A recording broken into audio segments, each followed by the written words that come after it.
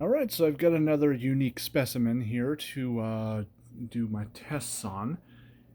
Don't mind the mess, I've got a few projects going on, but what we have here is the Miele Art.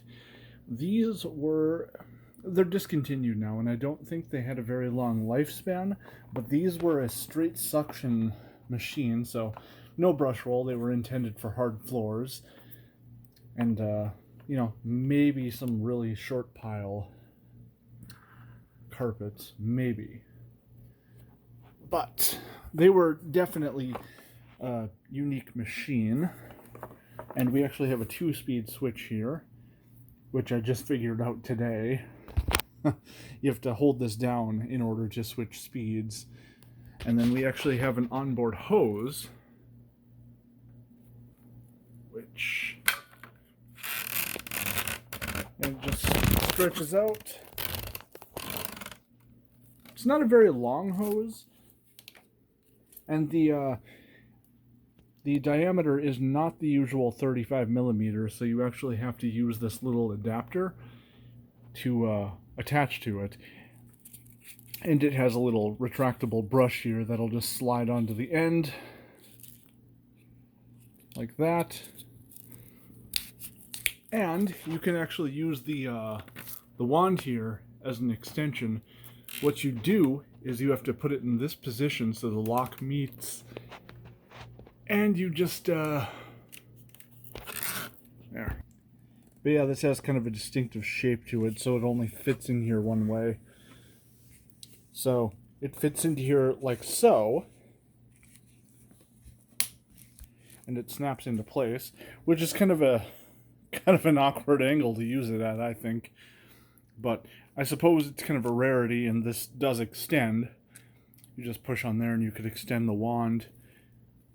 So you could use the regular size tools on the end of this. So yeah, it's definitely a unique machine. And I'll put this back onto here, so I'm going to pause this again. And then one thing I just learned about it is there's a suction relief valve in here. So if you were like cleaning a rug and it was sticking to it, you could open that up to release some of the suction. Ah, yes, and the little adapter on here. So that plugs into the end of this little hose, and then it just, you plug your regular tools into this ribbed portion. It's kind of weird, but this is a weird machine.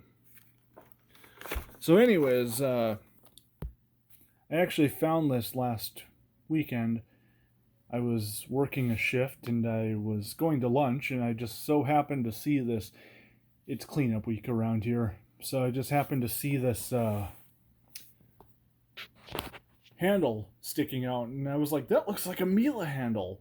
So it's like I immediately went and turned around, and there was this, I think they called it hot chocolate art, and I was like, huh, well, I'll take that. And it was kind of in rough shape. This cord is actually not the original. The cord on it was cut, just like a lot of scrap machines. And the main problem with this thing was it was used without a bag, which it uses the type L bag, really, really small.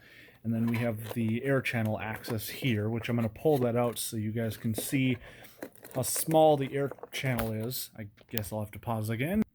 Alright, and with that out of the way, we can see how narrow the air channel is. And you can see kind of a divide here, because in the whatever you would call this thing, it's kind of like a splitter.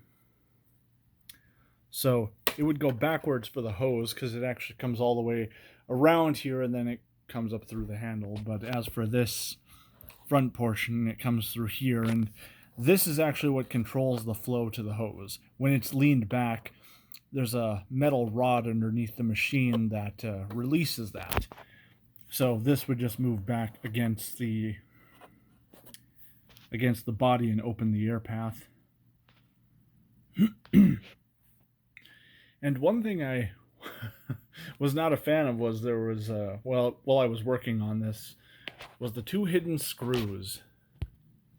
There was a screw underneath here and a screw underneath here that I was unaware of. So when I was trying to take this thing apart, it wasn't coming apart, and I was like, well, I've taken out every screw I possibly can, and I figured it was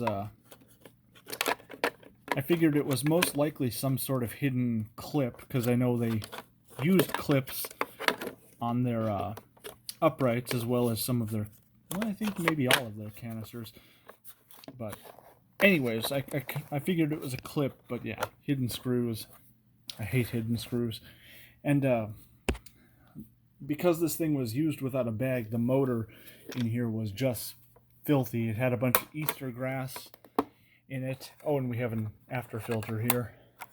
It's just one of the air clean filters, the little flat, like electrostatic type material. But yeah, it was just packed full of crap and fuzz, and at first I tried kind of rinsing it out, and I figured, you know, well, I'll just run some water through this, and then I'll use my I used a blower in order to try to force, you know, air through there and any water remaining in there out to get it dried out. And that just wasn't enough, you know. I noticed that there was a lot of vibration as I was running the blower, so that told me that the fan was still loaded.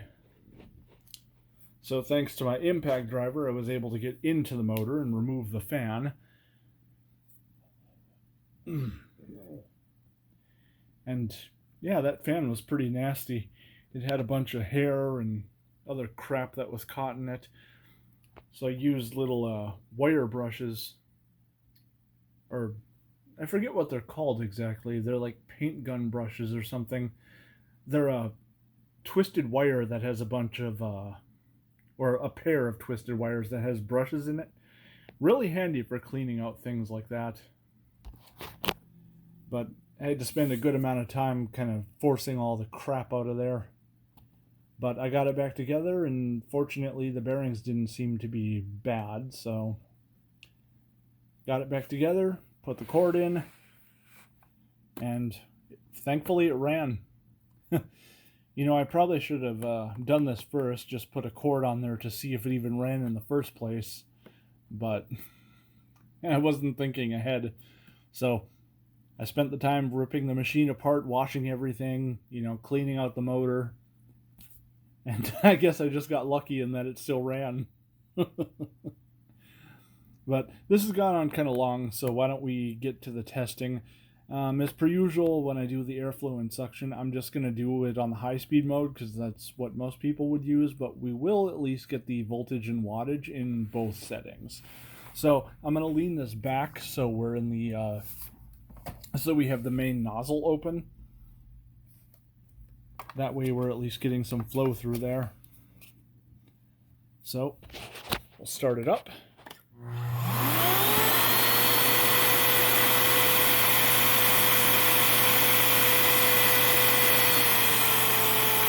Right now we're in low speed.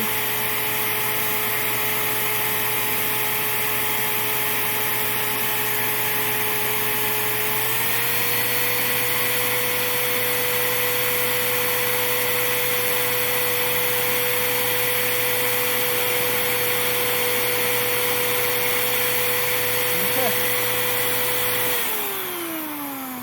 It is rated for 8 amps, so that's about where it should be. Maybe a little bit of a wind down noise, but I probably won't be using this machine that much. Well, I certainly don't expect much from this hose given its narrow diameter, but we'll see.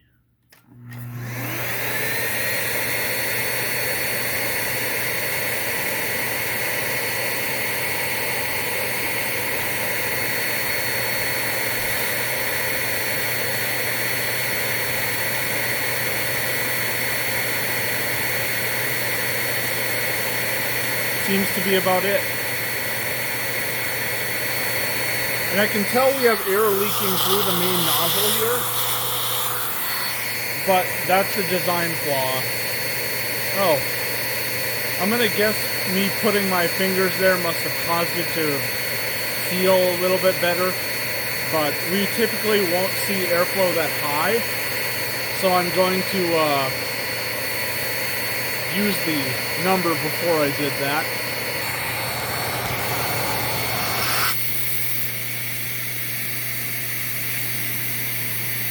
Well, given that it has a suction leak in it, that's not horrible.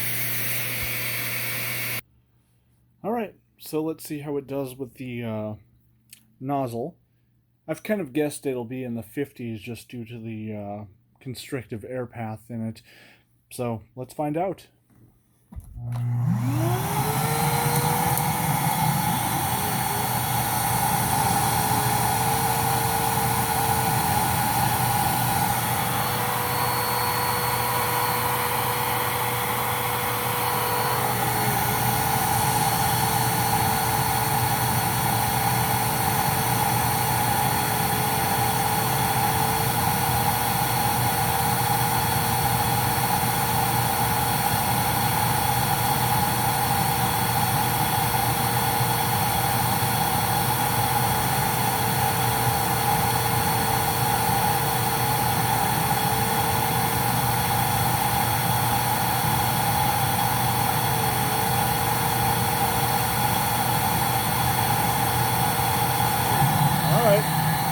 Let's try the suction.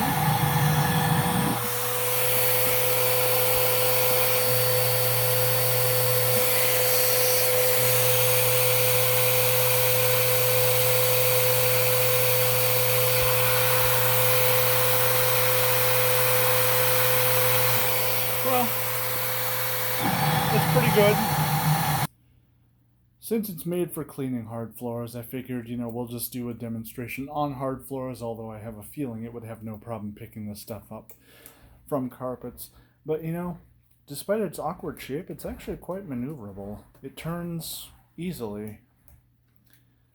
But let's get to the pickup.